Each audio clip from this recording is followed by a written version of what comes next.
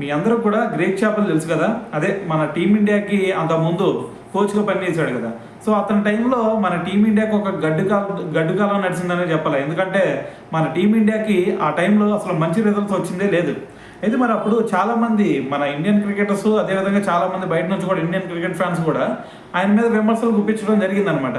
So ఇంకా even చెప్పాలంటే మనకి హర్భజన్ సింగ్, దాని తర్వాత మరి వివిఎస్ లక్ష్మణ్ వీళ్ళు కూడా ఆయనకి యాంటీగా అయ్యారు అప్పుడు.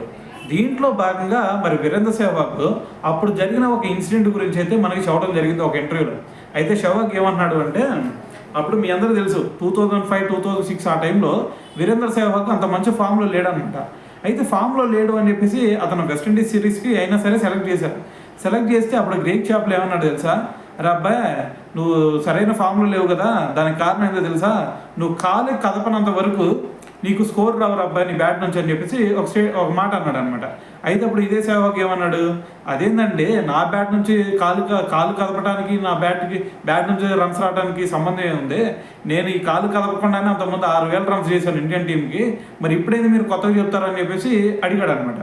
అయితే అప్పుడేమన్నాడు షాప్లో, అంతకుముందు ఏం చేసావు అనేది నాకు అనవసరం అబ్బాయి, ఇప్పటి నుంచి చెప్తున్నాను, ఇప్పటి నుంచి నువ్వు కనుక కాలు కదపపోయావంటే ఆటోమేటిక్గా నీకు రన్స్ రావు అని చెప్పేసి మళ్ళీ మాట్లాడాడు అనమాట. అయితే ఇక వీళ్ళిద్దరి మధ్య మాట పెరిగిపోయి ఇక బేపత్సం లాగా వెళ్ళేటప్పటికి పక్క నుంచి రాహుల్ ద్రవిడ్ వచ్చాడు. ఒరే బాబు మీరు ఆగంటారు నాయన, ఏంది మీరు కొట్టుకునేటట్టు ఉన్నారని చెప్పేసి రాహుల్ ద్రవిడ్ మధ్యలో వచ్చి ఆపేశాడు అనమాట.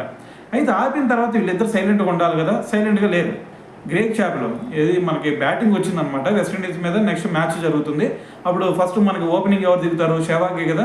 సెహ్వాగ్ బ్యాట్ పట్టుకుని గ్రౌండ్లో దిగబోతున్నాడు అనమాట.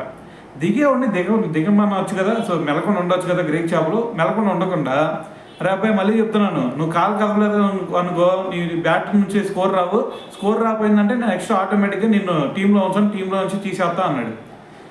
ఆడ సెహ్వాగ్ చూస్తుంటేనేమో బ్యాటింగ్కి వెళ్తున్నాడు, గ్రౌండ్లోకి అడుగు పెడుతున్నాడు. గ్రౌండ్లోకి అడుగు పెట్టేటప్పుడు ఎవరైనా సరే, ఏ కోచ్ అయినా సరే ఇటువంటి స్టేట్మెంట్ ఇస్తాడా? ఇస్తే అటువైపు ప్లేయర్ అయినా సరే, ఎవరికైనా సరే పీక్కి వెళ్ళిద్ది కోపం. అటువైపు సెహ్వాగ్ కూడా అదే కోపం వచ్చిందనమాట. కోపం వచ్చి ఏమన్నాడు తెలుసా, టీంలో నుంచి కాదు, నీకు చేతనేం చేసుకో అని చెప్పేసి గ్రౌండ్లో దిగాడు. సో ఈ చేపల మీద ఏదైతే కోపంతో వెళ్ళాడో ఆ కోపాన్ని బాల్ మీద చూపించాడు. అంటే ఒక పక్క చూస్తే ఫామ్లో లేకపోయినా సరే అతను బేభత్సం క్రియేట్ చేశాడు మ్యాచ్లోకి వెళ్ళి. అతను లంచ్ బ్రేక్ టైంకి ఎంత స్కోర్ చేశాడు తెలుసా, ఏకంగా 99 రన్స్ కొట్టాడు. 99 రన్స్ కొట్టి మరి ఇది లంచ్ బ్రేక్ అని చెప్పేసి వచ్చాడు అనమాట డగౌట్కి. ఆడికి వచ్చిన తర్వాత ఏమన్నాడు, రాహుల్ ద్రావిడ్ని పిలిచాడు. ఇట్రా భయ్యా, మీ కోచ్ ఉన్నాడు కదా, ఏమన్నాడు ఇందాక, ఒకసారి ఆయనకి వెళ్ళి చెప్పు, నా కళ్ళ ముందు కనిపించొద్దని చెప్పేసి, నేను 99 రన్స్ కొట్టాను ఇప్పుడు అని చెప్పేసి మరి చెప్పాడు అనమాట రాహుల్ ద్రావిడ్కి. అయితే చెప్పేసి దాని తర్వాత అన్నం తినేసి వెళ్ళిపోయాడు. మళ్ళీ వెళ్ళి 180 రన్స్ కొట్టాడు. 180 రన్స్ కొట్టి అప్పుడు వెనక్కి వస్తే అప్పుడు ఒక మోహన్ చేపలు కూర్చొని ఉన్నాడు అనమాట. అయితే అతని దగ్గరికి వెళ్ళి ఏదో అన్నావు కదా ఇందాక, సో ఇప్పుడు ఏం మాట్లాడతావు అని చెప్పేసి మరి సీరియస్గా మాట్లాడాడు అనమాట.